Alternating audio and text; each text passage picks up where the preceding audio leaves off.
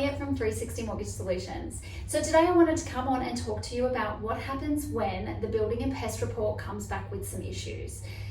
Now look, I just recently had a client who has put an offer on a property with a contract and had a building and pest report done, and it's come back with some could be scary issues. So the client was asking me what I would recommend they do in this situation. And look, whenever you call me for some advice, it's either going to come with a disclaimer that I can't technically give you advice, but you've got these options, or it's going to come with a list of a couple of options and I'll help you work through which one's the best suited to you. So option number one is you are absolutely well within your rights to cancel the contract, and you can talk to your solicitor about this, but with a failed building and pest report, you can pull the contract and continue your home buying search. The only thing I'd encourage you to do is make sure you let your mortgage broker know that that purchase is no longer continuing, so they can change your application from an application to purchase back to a pre-approval, and that way you can continue house hunting as normal. If you decided you still want to continue with the purchase, go to a third-party expert to get quotes on how much this and that is going to cost to get fixed, and then go through your solicitor to ask the vendor, the person selling the house, to discount the sale price based on these quotes. So for example, if the total quotes came to $10,000, you could go to the vendor and say, I would like $10,000 knocked off the purchase price because I have to get this work done after settlement. The third option you have is to request that they get that work fixed prior to settlement.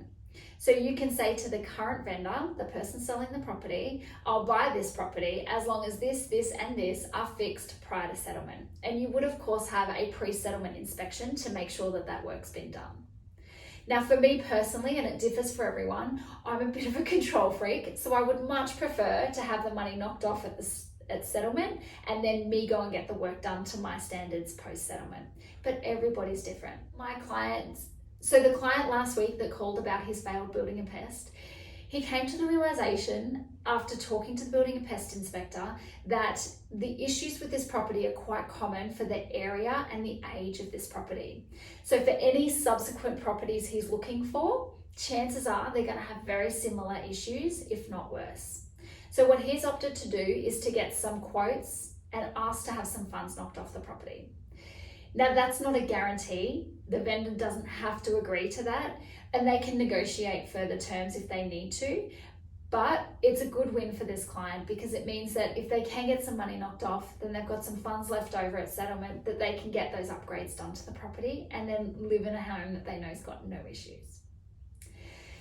So guys, don't forget, if you are just starting your home buying journey and aren't sure where to start or what to do first, the first place to go is to check out the First Home Buyers Program. It's an online course which will guide you through from how much deposit you need all the way through to what types of loans are out there, when you should contact your solicitor, and even when you should pay your first deposit.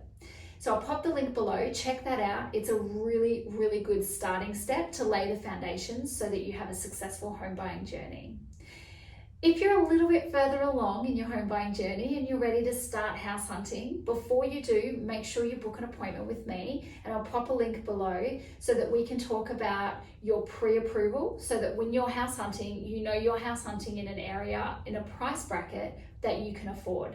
It'll also make your offer look much more attractive to real estate agents and vendors if your offer is pre-approved rather than you haven't spoken to anyone about it yet. So other than that, guys, that's it from me. Have a fantastic day and I'll catch you next week.